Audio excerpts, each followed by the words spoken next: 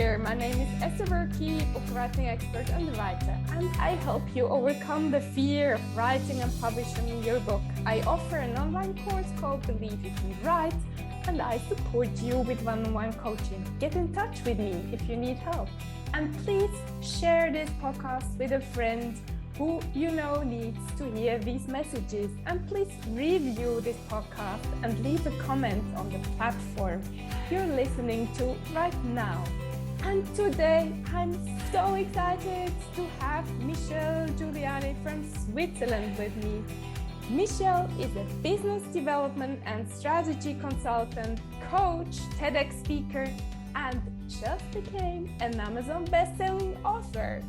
She co-founded the Facebook group Women Rock Switzerland to support women's economic empowerment. Today, membership has grown to almost 12,000 engaged members from more than 80 countries. While breaking free from abuse, Michelle gave a TEDx talk titled Rowing Through Crisis with Your Team, where she outlined life-saving strategies to help people get out of crisis. Welcome, dear Michelle. Thank you so much, Esther. What an incredible introduction. I'm so excited to be here with you and with your listeners. Living without fear is something we all need a lot more of. And I'm so excited for you and us as we are co-editors of this book, Inspired Journeys. And we just became a Amazon best-selling book. It's incredible. How do you feel? It's insane. Oh my God, I had such a range of feelings. First of all, I had fear. I was like, really? No, it can't possibly be. And the fear was based in, like, have we done enough? Is it true? And even though I was getting screenshots in France and in the United States and in Germany that we were number one in our category, I could not believe that we did it. They're so incredibly secretive about the algorithm and what is this code you have to crack in order to get there. But watching sales come in, watching people get engaged in social media, knowing that people were quietly emailing through their newsletters and connecting, whether they had a business or whether they were sharing with friends and family. And people got creative, those who do have a business, because there's a business directory component to the story part of our book, where over 70 women's headed businesses helped sponsor this book. So they also had a vested interest in seeing the book be a success. And so some of them got creative with their ad campaigns and saying, well, I'll buy 5 copies of the book, 1 for myself and 4 for a giveaway campaign in social media. So we just saw so much energy and so much enthusiasm, and it really felt insane. It felt great and unbelievable. And then I was walking out of a dinner that I was having for a very special birthday party yesterday. And I was coaching myself. Now's a good time to feel. It's okay to feel. You've got enough screenshots. It seems true. You can allow yourself a moment of enthusiasm. You can even get excited. You can even think about your co-editors, Esther Buerki and Denise Nickerson, who are both already published authors, and what it means to them. And you can send a bunch of love messages like, you can go, Michelle, you can go. And sure enough, my feelings rose and my energy rose, and it's a fact. Yeah. Congratulations, Esther. We're Amazon bestsellers. Congratulations, Michelle. And thank you so much for this book journey with you. So you have this wonderful story in your book, which is very touching, about abuse. And you asked me to reread your story just a few moments ago before we started this podcast to get into the story. And you said you felt very emotional about it because it's part of your life and it's part of a sad story. Do you want to share a little bit? So I asked you for permission to come 10 minutes late so that I could reread my story because the story is, of course, wider, bigger, deeper, stronger than a couple thousand words permit. And so now it's published and it's an Amazon bestseller, which means it's in a lot of people's hands. And so when I reread my story this morning, which is the first time I've done that in, since the final edit, I really had compassion for this woman who went through this stuff. And I was like, oh my God. And so as I was reading it, I was like, wow, I'm so sad that I had to write that story, right? That people need these warning signs and symptoms. But they do. We need a how-to manual in terms of addressing, gosh, is it me? Am I someone who's in an abuse structure right now? Am I someone, whether that structure's at home and in the family, as in my case, or whether that structure's at work with a harassing boss, or a toxic individual or toxic culture? People don't really know how to recognize the signs of abuse. And strong, powerful, empathetic, leading people, whether they're men or women of all genders, we're the last to know often, because we have a can-do attitude, because we have a positive spirit, because we never think for one second that our intimate relationships are going to be a cause for such controlling behavior, and pain, and in my case, financial, political, emotional abuse, through a high conflict divorce. And you mentioned the TEDx talk. And so in that TEDx talk, I mentioned the loss of my father, and I mentioned this international divorce. I think it is a 13 to 30-second mention in the whole TED talk, but the talk is about teaming through personal crisis. And so you might imagine that a fraction of our consultancy now handles these really difficult cases of people who are whistleblowers and people who are facing mobbing at work scenarios, and you wrote a children's book on mobbing, and so it can happen, it does happen, it's happening too frequently, and our abusers, the aggressors, are often getting off scot-free. And if they are of certain personality disorders, they don't feel bad. Right? It's not like they get, quote, their due or feel any empathy or, for the people that they're harming. And some of these people that we've been supporting have, one abusive individual can target one other individual. And the implications of that in health, safety, and sanity can have repercussions for hundreds of their family, friends, coworkers, and extended people who have to sort of fly in literally and functionally to support that individual or that family system or that business unit who's going through this problem and this crisis. So the wake of an abuser is wide.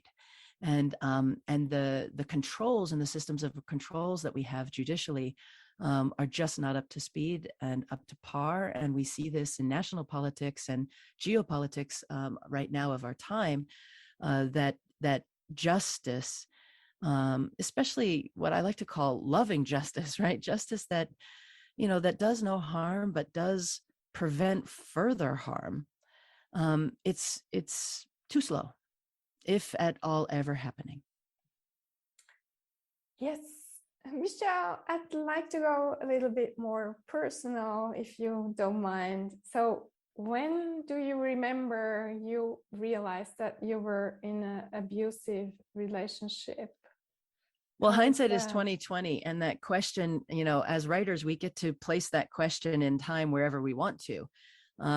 So if your listeners can follow a timeline with me really fast, my family was just not trained at all in understanding, what is or isn't too far.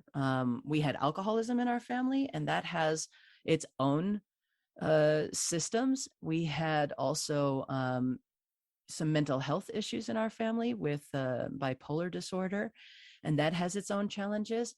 But what we're talking about, when those people and those individuals were still very loving, very empathetic, they had some issues. But I think the boundary between those systems and really psycho or sociopathic, levels of fear and control it's just another level. And so we didn't really know the boundaries or the systems. And so you'd think a lot of people do think, why doesn't he or she know that that level of control is too much? Or why doesn't that person know that, if you're not allowed to fly home to your family and you're wealthy, that might be too much control? Or if you're being told how to dress or what to wear, that might be too much control? Or if you're in a public environment and you've set the stage and laid the food and the table and made the welcome, and then you're getting publicly admonished for very little insignificant things, but just as a method designed to harm, unappreciate, or put you down, that can be too far, right? And so I think it's a little bit the warming water around the frog situation, right? I think it's very, very incremental and very, very imperceptive until all of a sudden you have a wake up moment. And I think in the abuse, my wake up moment, was a decade too late. And in hindsight, of course, I can go back to a very early memory that doesn't appear in the book of, a date gone wrong. I don't think anything went wrong. It was a normal date. We'd had dinner and a movie, but I had upset him in some way. And he asked me to get out of the car. And it was in a New York City parking place, poorly lit, in the middle of the night. We had taken the last movie, so it's, I don't know, 12:30 at night. And he drove away. And I remember, and I married that, right? So there's also, there's an awakening that has to happen within me, in this case, the abusee, of what is an appropriate standard. Because of course, 1 minute later he comes back, and I didn't have to fend for myself or find my way home, but that is part of a grooming process that builds in controls and makes you be, nice or appeasing or pleasing to not upset your person. And that structure that you fall into, as I did. I mean, I didn't want to make my way home at midnight plus from a dark parking lot where the buses are done. We were far away. So I definitely wanted that ride home. And so you acquiesce and you become pleasant and you smile and you make yourself small. And that is a training process that in my case happened and started with this individual since I was 16 years old. I married very young at the age of 24, but the grooming would have started at age 16. I'm sorry, Michelle. And when you think back now, what helped you the most, or what can you give as an advice to people who are maybe in a situation like that now? Well, I think even so, the big eye openers are start to notice right away if you are isolated or alone, because isolation is a tactic and a strategy. It's part of the playbook that almost all abusers will use because they're seeking your total attention and they're seeking total control over you in some form or another. So if you wake up one day and realize actually that you've learned not to like your friends and family, or you've learned not to be in contact with them, or that you're living very, very far away, and there are lots of mechanisms that were exposed in my story. I hope everybody gets the book Inspired Journeys. But the mechanisms of control, they weren't just about my body, my appearance, my intellect. They were also actual functional control, not just emotional controls, like of the finances or of decision making and where we vacation. And so if you I found that I was making a lot of excuses and justifications, like, oh, we're really living in interdependence. Like I rely on him and he relies on me. But in fact, that wasn't mutually perceived. And the functional controls that I had allowed let go in my life, or that maybe that were just, I say allowed let go because of course I want to take personal responsibility. But what the experts would say is that no, those controls were taken from you. So I think beginning with isolation, and then for me, the lukewarm turned hot when I was doing everything right. I was the perfect corporate wife. I was, hostess with the mostest. I could cook, and our children were, were and are amazing. And I had a business that was starting to thrive, and we were doing a fundraiser that was succeeding, and I was hosting events in my house, and we blew the target out of the water, and I was getting a tremendous amount of attention and accolade and praise for successes that I was generating outside of my relationship. And in my relationship, it couldn't have been more, it was 180-degree difference. And I remember one time just, downstairs in the laundry room saying, hey, that hurt my feelings when you said that in front of 75 people at our dinner event for this fundraiser. Can you, why did you do that? Like, what was the point? Like, we're succeeding, and it's not even for me, it's for, girls and scholarship programs and girls' education in the developing world. Like, why would you say that and undermine all that I'm designing and developing, and the momentum of 75 other people who want to give and contribute? And of course, the answer was all personal attacks, and that's painful. And then you have a wake up moment where you're like, well, is that normal?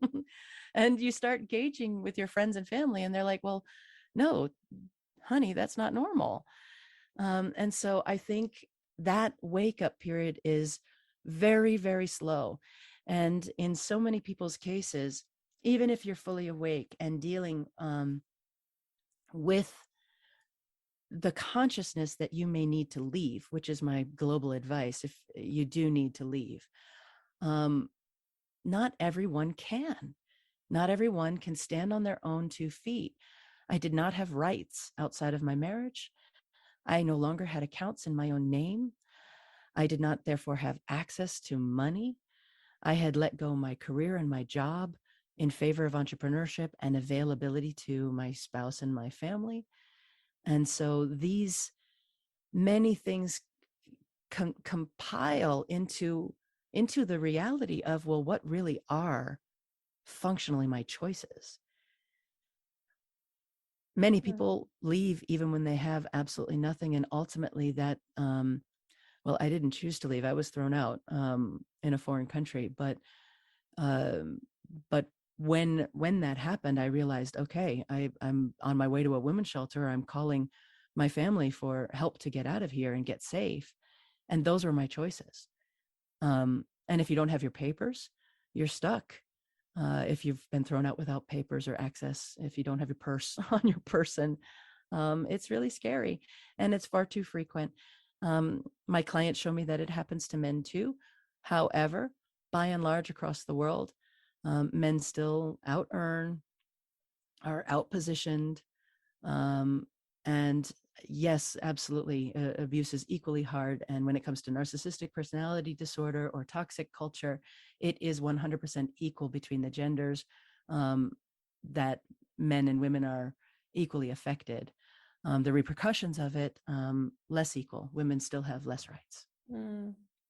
Thank you so much, Michelle. You are so courageous to share your story here. I mean, to share your story in this podcast and also in the book. And I know it's not easy. And I know a lot of people, of my clients who want to write their story, they're afraid of showing up and talking openly about it. How did you get so courageous?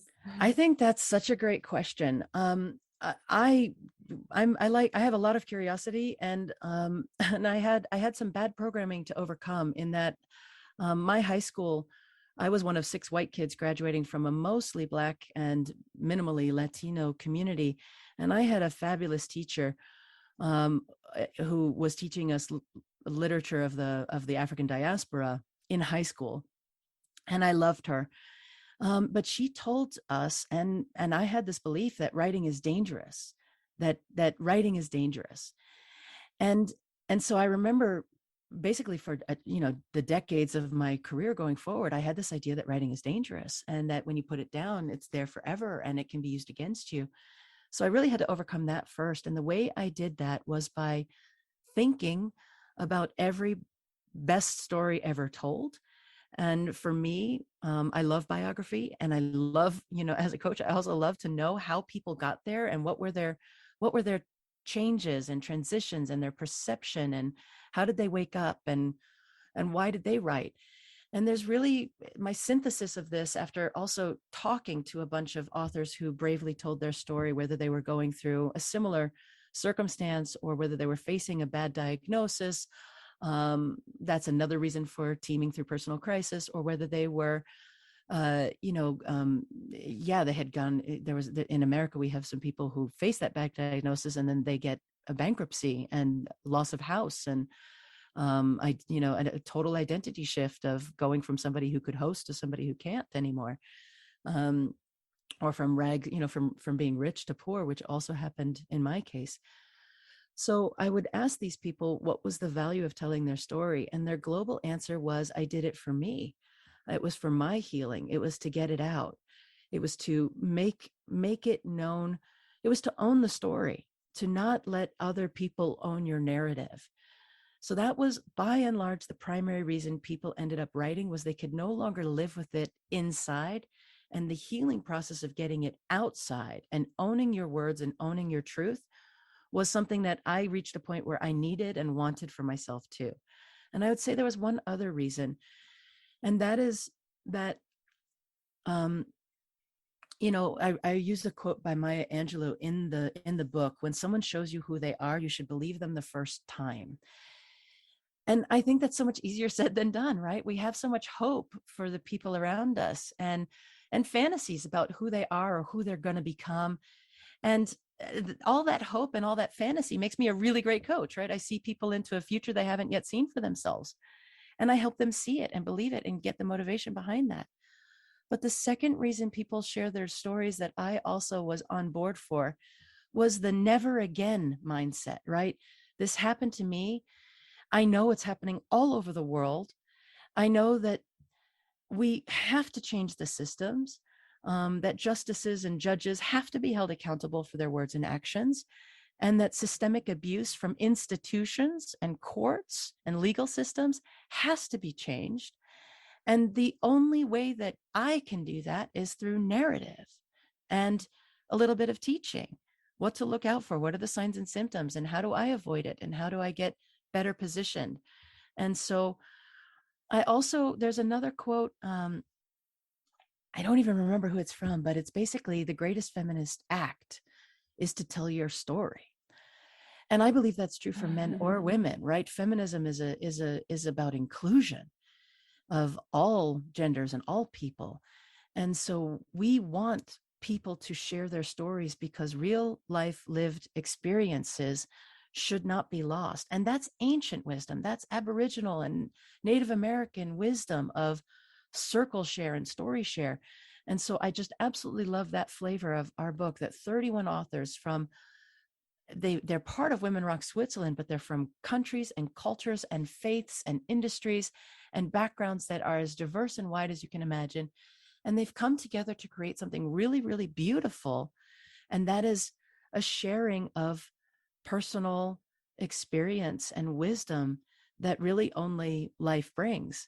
And, when we go to LinkedIn, we can read one another's bios and be impressed by one another's backgrounds, but personal story, personal narrative, you have to know people closer to get to, or they have to have the courage to write it down for us so that more people can read and more people can have access to that wisdom. So that's why I wrote, and that's how I overcame it.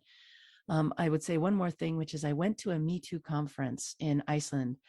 I got to meet the Prime Minister of Iceland. I got to meet Angela Davis, an amazing American activist and writer.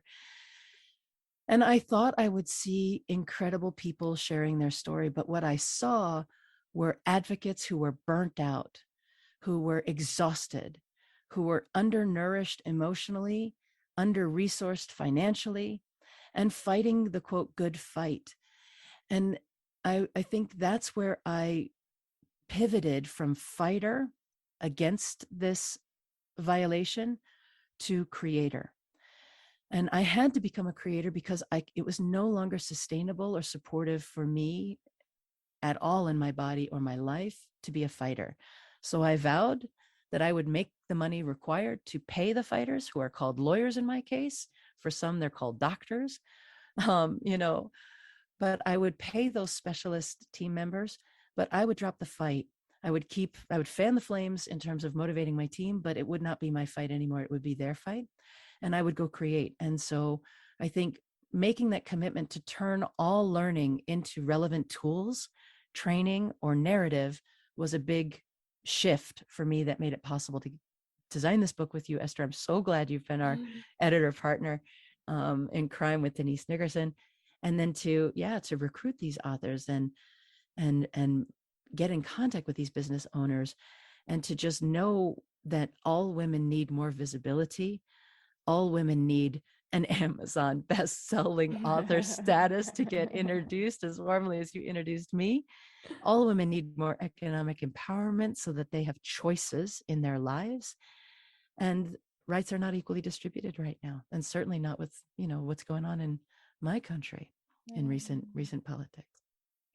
And just for our listeners, I remember, I hope you don't mind, Michelle, it wasn't easy to write your story.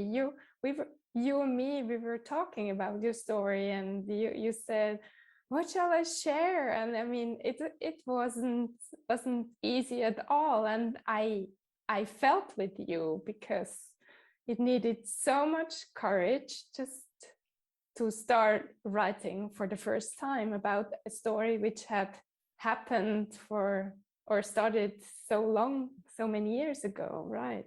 Yeah, I mean, I don't mind at all. I mean, number one, I had so much imposter syndrome. Like, I have never identified as a writer. I know I do ghostwrite for leaders, but they're speeches, right? They're not narrative. So number one, I've never identified as a writer until writing this book and thinking, oh, I can be a writer. I can be a best-selling author associated with this book. Like, wow. So I had to overcome that. I also had to let go control, because when you write a speech, you think a lot about your audience. You think a lot about who's it for? What's our purpose? What are we asking at the end? Like, there's a momentum or a motivation being designed. So I really couldn't get in touch with my momentum or my motivation for a really long time. And then, quote, not being an author, I couldn't figure out how to write. I write in notebooks. Of course I write on a computer too, but I ended up going on these walks in the forest with my phone, and I would record myself trying to tell the story, because I so badly wanted it to be in plain speech or simple English. And I would go off on these ridiculous tangents, and I would go way too deep, much more than I want to share with the whole wide world. And so knowing what to share, what would have an impact, what would really help people, if I want to help people, what do they really need to know? And all of that was, honestly, it wasn't only by design. I had to do a process of letting go control. I had to realize that I don't get to determine the audience, certainly not ever, but certainly not with a collective book, right? We all have different audiences. We all have different intentions. So I had to let go the notion that I could define the audience. And I had to let go the process of writing until I arrived. And honestly, it was deadlines that pushed me to write it. And eventually I was out of time and I had to get it out. And then, yeah, there were many versions where I was trying to eliminate the details and you want just enough pain and heartache that people feel it and believe it, but you don't want so much pain and heartache that they don't take action in their own lives. There's still a hope that I think anybody doing any crisis communications, we have to ultimately sell hope and sell faith. We have to communicate that so that people can feel that they have personal agency, that they can make changes, that they can grow consciousness, and that they can take action in their lives, whether they have anything at all, any money, any resources, any papers, even, as our refugee sisters and brothers experience due to climate crisis, due to war, due to displacement for myriad reasons and threat to life. We have to sometimes value life and living above anything else. And so I started to believe that writing the story would be my ticket to freedom, emotionally and mentally, from the cage of my own brain. I was and still am a little bit nervous about what happens, because the people that are involved in this story in terms of the bystander behavior, in terms of my children who are adolescent and now one is an adult, but a 17 and 18-year-old, both sons, what is the impact of sharing this story on them and in their lives, and when it spreads, if it spreads, far and wide, beyond the borders of where we've already sold to become an Amazon bestseller. But what will be the feedback? Will I have to face heartache, pain, suffering, more gaslighting, more doubt, more attack? And the answer for most of the authors I interviewed who'd done this was yes, you're going to get some of that. And so finally, I would quote Denise Nickerson, who says, "My values are greater than my issues." And that's ultimately where I landed.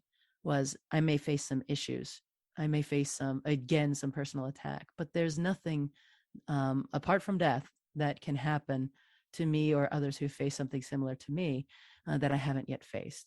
And of course, I don't wish to die. So, so I do think that whatever pain may be around the corner is completely surmountable and worth it for the relief of suffering that I hope a story like mine might be able to impart for others.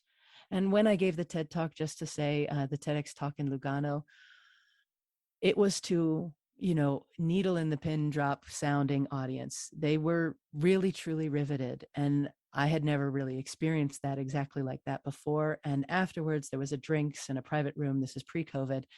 And there was a line of people coming up to tell me about their car accident that meant that they could no longer practice medicine, and they had to rely on their brother, and they lost everything. And another one with divorce, and another one with a mobbing scenario at work, right? People for whom this story is needed, they identify themselves and they reach out. So that is ultimately who, in addition to myself, I'm writing for, is to help people get out and get on with it and go create the life that they deserve. Super hard to do, super worth it. I'm so grateful, Michelle, that you share your story. You share your story here. I'm deadly sure that you're gonna inspire many, many, many more women in the future with this story. And it's so beautiful how you encourage also our listeners to write their stories. So thank you so much. Is there something you'd like to add to all what you shared already? Well, I know you and I were texting back and forth a lot about the bestseller status, but I would like to ask you your lived experience for your listeners. What did it feel like to be you? Because we aren't in the same city. What did it feel like to be you when that bestseller status, when those first screenshots started coming in?